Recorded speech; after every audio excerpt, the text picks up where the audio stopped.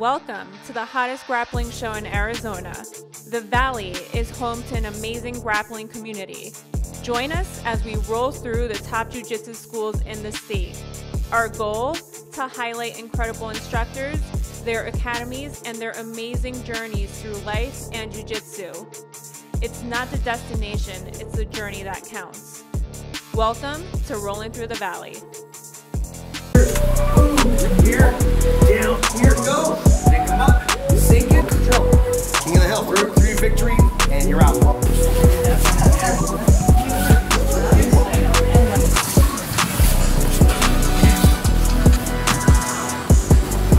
he goes! Yeah,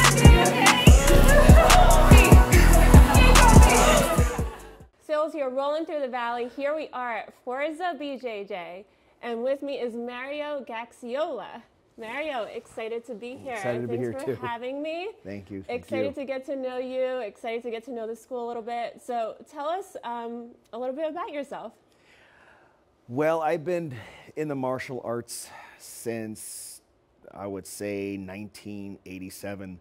I started karate like everybody else did back in the 80s when we didn't have jiu-jitsu as predominantly in the social line that we have now. I did the sport karate thing from about 87 to about probably about 1999-ish, and then I took a break for a while. Had a, just being a young man getting out of college, had to do the job path and pursued a career in law enforcement, where I still am right now, as well as the academy. And I started training jiu-jitsu in about 2002. It was kind of being spoken about, obviously, with pay-per-view back then in the 90s with UFC 1, all the way to, I remember watching the fights in my roommate's TV, all the fights there, and then I just wish we had something that, I definitely drank the Kool-Aid. I was like, oh, I want to do this. I want to start. Were you still training karate at the time? Yes. You were watching? Okay, yes, cool. I was, and I was one of those guys that was looking about. I was like, wait, what am I doing? Is it that effective? I was starting to go over to the grappling side, and back at the time in Arizona. Near 2002, and at that time there wasn't really anything here. I mean, the originals, Gustavo was here. He's not here anymore. Christoph Leninger, Megaton was still here, and so there's about 3 or 4 schools. And I tried. Actually, went my first trial was with Master Megaton at his original school at 21st and Camelback. Yeah. I was the trial guy, and I was humbled at that experience, like a lot. But even then, I didn't start then. I didn't start then. I waited about a year when I could free up my schedule, and then I started with Lorita Martial Arts. Jerry Lorita was my first professor I trained with. He was at the time under Joe Morera, who is a red belt right now. And then I took a break from about 2003 and to about 2000. I was on and off. I wasn't really consistent. Just being kind of young, I didn't take it seriously as much as I should have or thought of. Then in about 2009, I kind of went back. I got hurt on the job.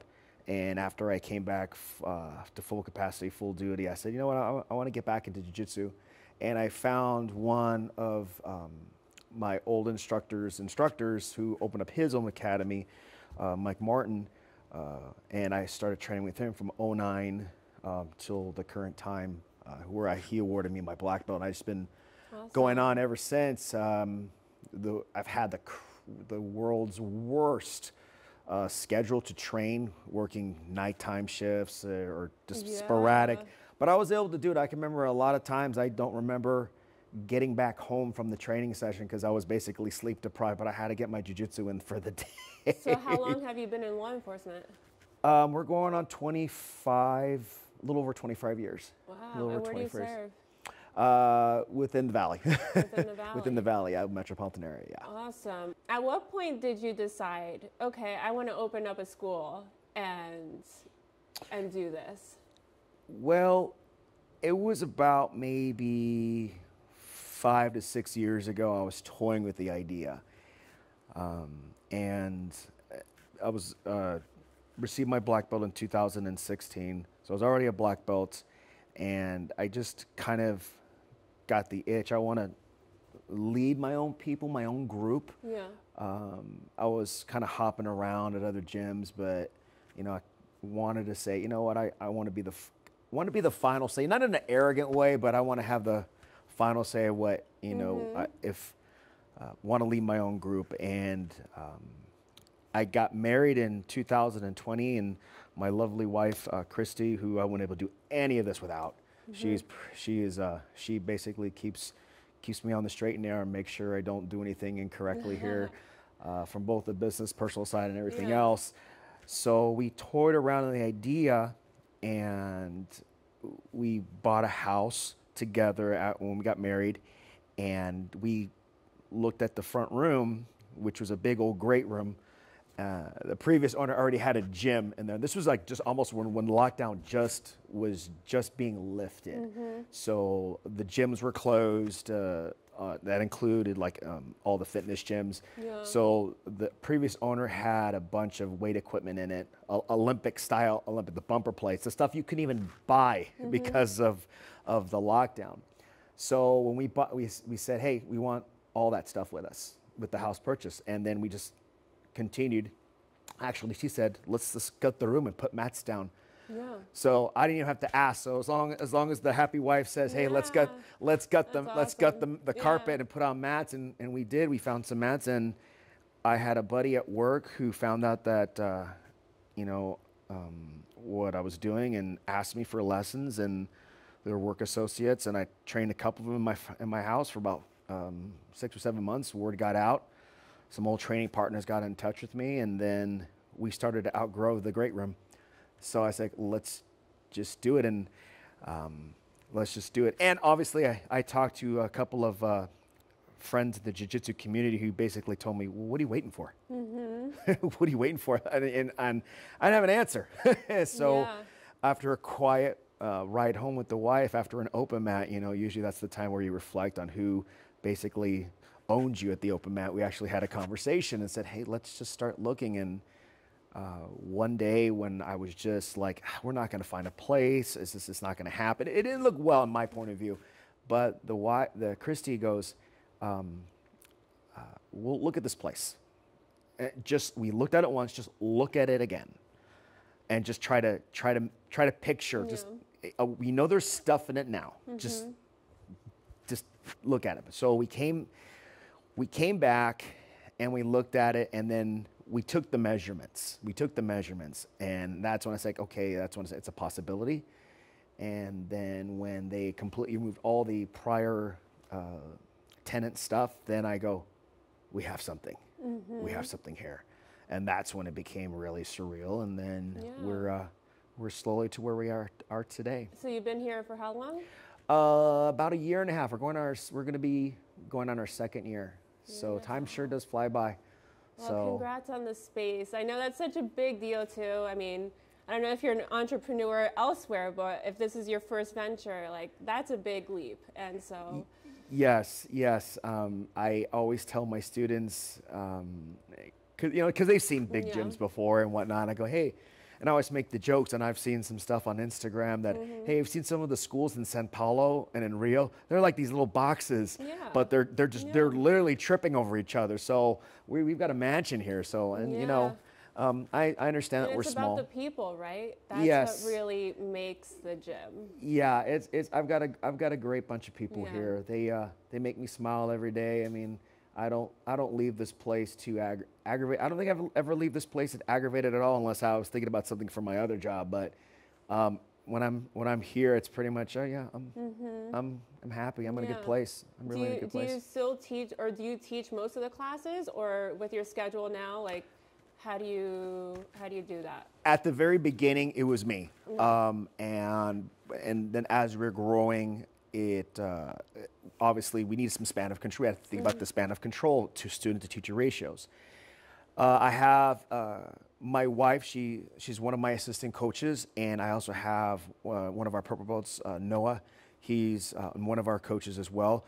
Kids class, that's the big thing. We need the coaches for the kids class because that span of control and the breakdown, and it's very, you know, I don't know if you're sure you've taught the kids class at one time before. It's very specific, and we need, I mean, one person can do it maybe one time and run it well, but I have staff members, but for the majority of the meat of the curriculum, it's still me. All the adults are taught by me unless I can't do it because of something else with work. So, but yeah, we make it work. We make it work, and my wife covers for the classes as well. When I can't be here, rarely that happens, but when it does, her and Coach Noah are here to pick up the slack. Cool.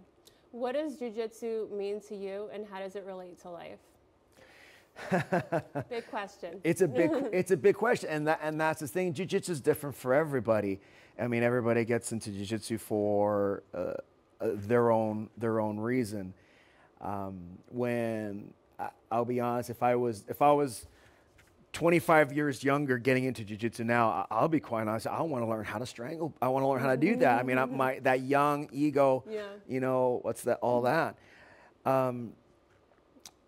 I think when you train jiu-jitsu,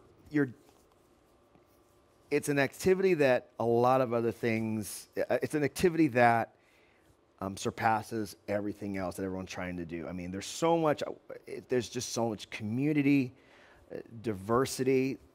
And diversity, I mean, there's people I never thought I would ever come into contact with. Not that I don't like them or not. It's just that you never cross paths. I mean, this person's either a teacher, this person's an entrepreneur doing this or whatnot. People from all walks of life. All walks of life. And no matter what's going on the outside of those doors, whatever your belief system, just jiu-jitsu is just so powerful, and that gets put aside for at least the hour or 2 hours that you're putting forward, and we can come together. And there's something very special about, you know, the jokes, or it's murder yoga. We're actually trying to strangle each other.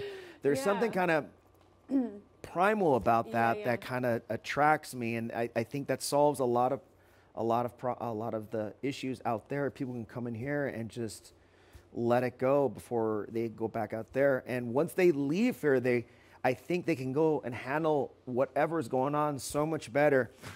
I heard one black belt professor quote saying that jiu-jitsu just makes you a better whatever you're doing. And I think that's totally whatever you're, a better father, you can be a better mother, better student, better teacher, better firefighter, better cop, better businessman, better everything. And I totally agree with that. Just because it's human chess. It's human chess. You're constantly solving problems actively. And then when you go out there and you're faced with whatever job or situation, you're like, okay, bring it. I mean, I've got this. I mean, I've got this. And I just think it's very good in that capacity. And I love doing it. I would not be here talking to you or teaching it this long if I didn't love what I did. And I love doing it. So, do you compete? Do you still compete? Yes, I do. I've been competing ever since I started. From when it was the league here was called the Federation back then. Right. And obviously we evolved into the league. So the first tournaments that were here at Phoenix College, and where we used to have them at different locations too back in the day. So I've been competing ever since then. And I still compete now. Obviously, it's a little bit harder right now because I'm the leader here. I'm the one but I feel sometimes I need to show the students, hey, I'm still willing to do it. And just thank the Lord, there's masters divisions and up. Right. So yeah, I still compete to this day. Tell us how you handle your internal battles when it comes to competition, because you know it's a mindset game. So talk to us a little bit about the mindset going into competition. Well, for me, it was always the nerves got to me way more than it should. And I defeated that through ritual regularity. So after watching you know, so many people on the sidelines getting ready for their matches, trying to implement something for me, what I do. I have a ritual with what I do the night before, what I eat, what I listen to, who I have contact with, and I just keep that regularity going to help with the jitters. And because that's all it is. Because soon as we get to the mats and they say kumbach, and you know that it's all up to that point. Maybe a little bit extreme with it. I still am with it, but I'm very, very, very, very set in that way. As I'm getting old, I'm set with that. For example, I completely almost seclude myself the night before, just because I like talking to people. You know, I'm very I'm like a squirrel, and I'll look something else, and it'll completely distract me. So to help that, I just kind of keep it low, stay in my room wherever I'm staying. If it's a traveling tournament, and I just try to keep calm I keep calm. I just breathe. I watch movies. I do have a ritual. I watch Rocky IV every time I compete. Love it. Every time I compete, I have to watch Rocky IV. If I don't watch Rocky IV, So I mean, I'm a child of the '80s, so I keep that ritual with me. And I try to pass that on to my students. You're going to find something that you need to do, whatever you do, to help you get through that process, to start dealing with your emotions and whatever you feel. And you're going to get better at that. You're going to get better at that. I always tell my students, competition is great. I mean, and I kind of explain it like this. It's competition is the closest thing we can get you as professors and coaches into a fight, into a controlled setting where you can learn how to deal with your emotions that you probably never have dealt with before if you got into a fight. And I think over the years when I've seen people get into altercation and why if they're not coming out there successful in the fight, is that they have never dealt with their emotions that way, or I was just freaked out and I froze. Okay, well, that's not anything against you, just probably never learned it that way. You never learned how to deal with that. I'm kind of a believer. It's not so much of what you learn, it's how you learn it. So in competition, I always tell my students, it's not required. You can get an entire jiu-jitsu career perfectly fine without competing. Some people may disagree on that, but that's just how I feel. But if you compete, you actually force yourself to be in an uncomfortable situation, which is jiu-jitsu period when we're rolling. So you're putting yourself through that scenario, and if you're becoming victorious, not so much winning the match, but learning how to deal with your emotions and how to operate and do what you need to do in order to survive, then the competition has done its job. Okay. Now, and a lot of the students, the younger students, will ask me, "What if I don't win?" It's okay. It's okay if you don't win. I'm more concerned about the process. What was different than you did last summer at this time? You didn't compete. Well, you're here now. So, and then they try to match that every time they compete more and they compete more. I don't require my students to compete, but I recommend it at least once per belt. So if you get promoted to blue belt, or if you're a white belt, compete once. Just get it. So you have a frame of reference to go with. So when you get into those jiu-jitsu arguments with other jiu-jitsu people, when you're not at your gym, you can actually have something say, "Hey, well, it was what it is. I did this, it's not." But I still actively do it, and I still love it. I mean, the wife and I just came back from the Masters Worlds, and it's not so much about, for me, about becoming the world champion at Masters. I just like being a part of it. I just like being a part of the whole process. To be able to say, at my age, and as a Masters 5 athlete, all right, to be able to go out there and do that with another bunch of men and women that are doing it is so much more powerful to me than the little medal. I mean, the little medal and the rope, that's for bragging rights. Toss that right after the event, right? Yeah, and what I think helps me with that is that when I was in karate years ago, when I was a teenager, my black belt teacher at the time said, the only time that trophy, at the time there were trophies, they gave out trophies back in the day, and not medals. The only time that trophy is actually worth something is when you're actually getting it. after that, it's just like, okay. And I kind of keep that, you know, I mean, I'm not saying I'm a world champion, but I know I have been on the podium before, and I know that feeling. But after the podium's done, it's just so much community that I met so many great people. I got choked out at the Nationals in 2019 at black belt by this gentleman, and him and I are best friends. We're great friends. I mean, he lives in another state, and he still calls me and say, "Hey, Mario, how you doing?" It's like, "I'm doing great." I mean, what other sport or what other activity can you do? You literally almost try to kill each other, but you're friends. You know, that's why even now at black belt, you know, when competing locally at black belt, well, why do I want to compete against these guys? I can just go to your gym and for free, and you know, we just choke each other out then. Yeah. So.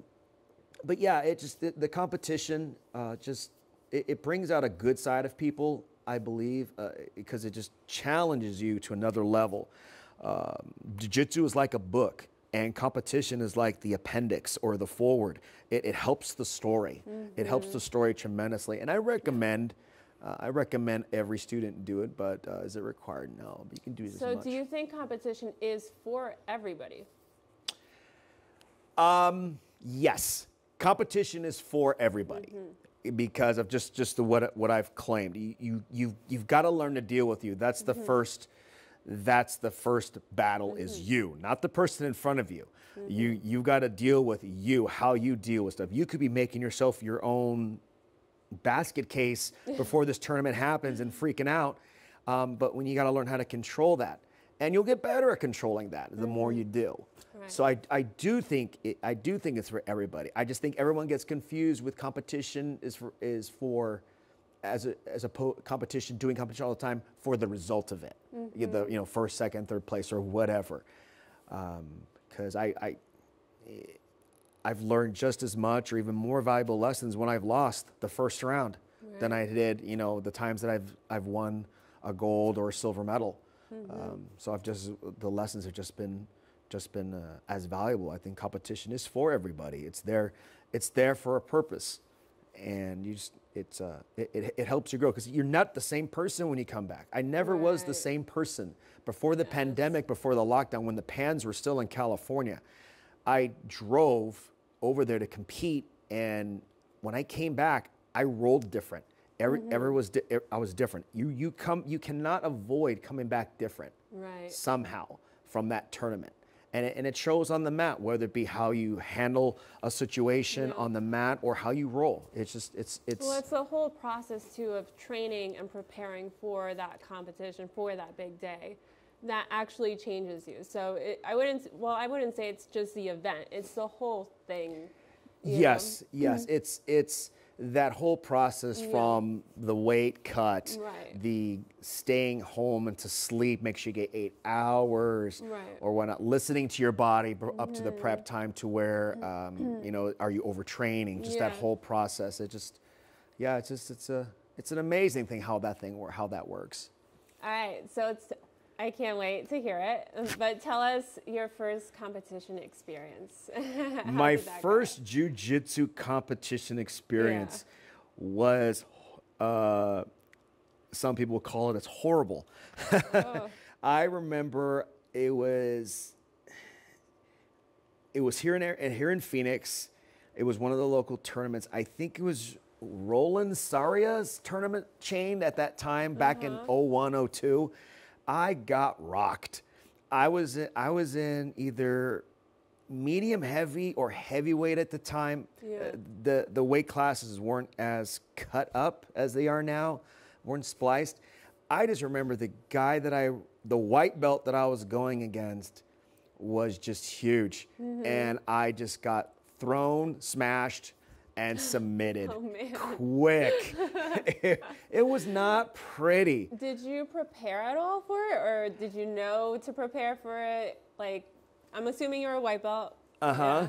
I prepared as much as I knew at the time. I mean, at that time, the guys in my gym, the purple belts, the blue belts, they were already competing, Yeah. you know, at that, for example, like at the Pans back at the time when it was actually called the Pan Americans. Yeah. So I always heard the stories and what they did, and with my schedule just being first as it was, I came in 2 to 3 times a week, and I just got manhandled. I didn't think I prepared so much for the shock to the body as I was as the technical side, because I was getting thrown, smashed, and I was like, so I thought I did what I was prepared to do at the time, but apparently that wasn't enough.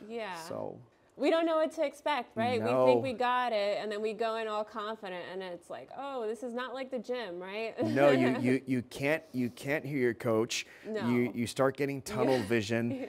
You start grabbing the gi as hard as you can, and I'll yell at my kids when they're rolling, like literally yell at the adults to do something, and I go, don't worry, you're not going to hear me anyway. You're not going to, so get used to what at least get used to what my voice kind of sounds like, because there's a good chance you may not hear it at your match. So, but that was my first jiu-jitsu tournament, and it got better. It got better as I started, you know, saying, okay, I'll do this and that, whatnot. I think the best tournament performance I ever had was when I actually prepped for it by learning defensive positions. I never worked on a specific attack sequence, like getting out of this, getting out of that, getting out of this, getting out of that. And that was 1 year at the Pans, and I actually I lasted longer than I thought I did. But yeah, so it was nice. What has competing taught you? Not to give up.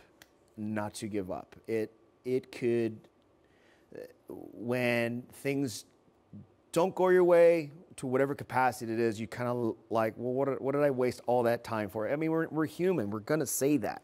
You know, we're gonna self-evaluate ourselves as soon as we step off at that mat. And I think we all still go through it. I just think as we get better at competing, we just stay in that state less. What did I do? What did I do? Because I know as I do it when I got choked out at the Nationals, I go, what did I do? And how did I? And then, okay. But then after I'm off the mat, all right, when's the next one? You know, I'm scrolling from when's the next one. It just not to give up. Not to give up on anything, despite how ugly things got for you. And I try to instill that in my students. You're going to come back again and train on Monday, right? I hope. I go, well, yeah, okay, well, be blessed with that. You're going to be okay with that. And you'll do it again. And one day the universe is going to align correctly for you. You're going to be in the right, your body's going to be in the right spots. And it's gonna be great. You're gonna have that moment. It's gonna be great. It's just you can't give up on that stuff. And in my opinion of the world outside this gym, we find it very easily to stop an activity or give up on something so quickly. I think jiu-jitsu teaches, even the competition element is you don't give up. Don't give up no matter what obstacle is given to you, or at least have a plan. Have a plan, and I think that's also what competition teaches you, is how to make a plan for something, to do something. And my old karate professor, and I've been referring to that because I did learn some great stuff from karate, a lot, and without having a plan, it's planning to fail. You got to have a plan no matter how minute it is.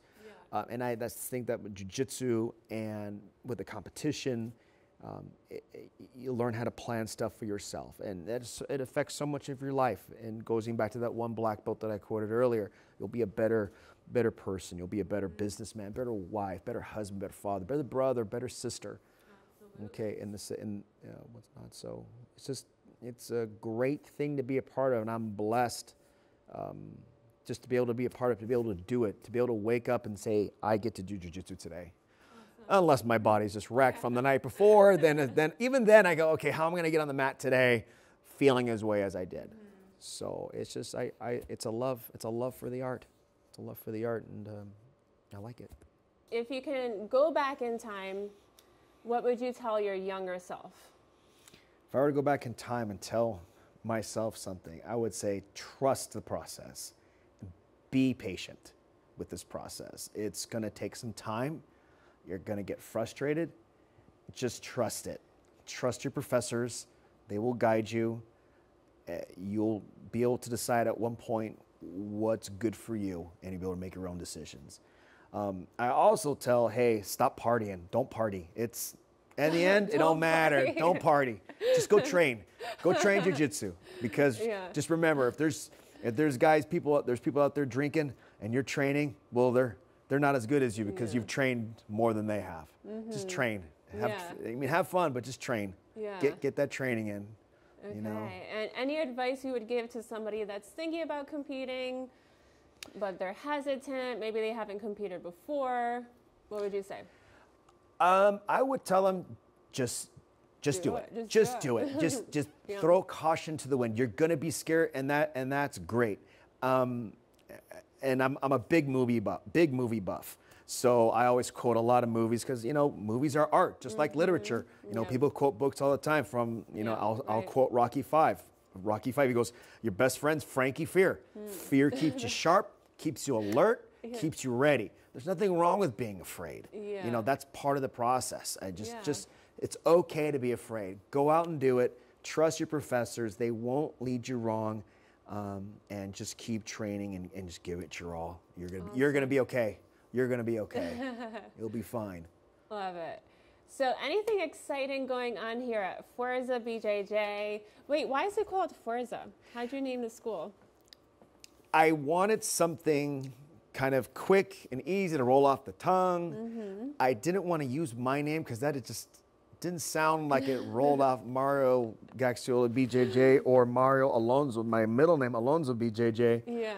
So I'm looking through all the names that are currently there. You have Alliance, you have all these guys, and you know. So I go, well, what's strength in Portuguese? And so I Google it because I don't speak Brazilian Portuguese. I go, it's they spelled it force. It's said Força, F-O-R-C-A. Right. Well, the same thing in Spanish. Yeah. It means the same thing. Fuerza. Bingo. Fuerza. So Love it. So I took the name, and my daughter drew the diagram, drew the emblem for it. That's her original, not filtered, not correct. Well, some correct to make lines, some lines, you know, but she drew this. Obviously, it's the F for Fuerza. Yeah. And on the back, it's actually, no one really knows this, but it's called a macasuchil. It's the Aztec weapon with the club with the blades around the sides. If you Google that, you'll see that club. That's so cool. That's what we have at the end of that. So that's an original design. I love it. So that's how love it the came name, love the logo. That's really cool. So anything exciting going on? I know you opened up not too long ago, but what are like the future plans for the gym and your students and yourself? Well, for the gym, I'm just happy that we have people coming through the door regularly. It's a sign to me that we're actually doing something. Granted, we are a jiu-jitsu school. We're also kind of, as the business section, we're customer service. We have to be doing something right if I'm seeing the regular faces come in. So I'm just happy about it. I'm happy to come here to teach the kids. The kids are doing great. The adults are doing great. And it's just really pleasing to me. You know, my wife and I, she's a very instrumental part of this, and she helps me run this place to the way it is today. We're very the good atmosphere. I'm just happy. I'm happy to be here. I mean, I have some students that I'm just happy to be here and I'm training, and that's how I am. Obviously, I do want to grow. Maybe one day enough, we'll just knock down the walls on an open mat and say, hey, have at it, guys, and get the guys out there and give them their spot. But we're just having a good time with each other, good community, good vibe. We have a good vibe here. It's great. Awesome. Well, again, congrats on the space. Thank you so much for your time you. today and sharing. Really appreciate it. And thank you for your support with the Arizona Jiu-Jitsu League. We've seen your students, so we love it. So thank you. Thank you. Thank you. Thank you so much. Thank you so much. Thank you.